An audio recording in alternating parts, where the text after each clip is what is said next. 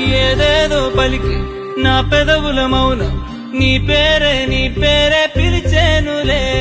నీ పిచ్చితోనే అల్లాడే ప్రాణం నిన్నేలే తలచేను.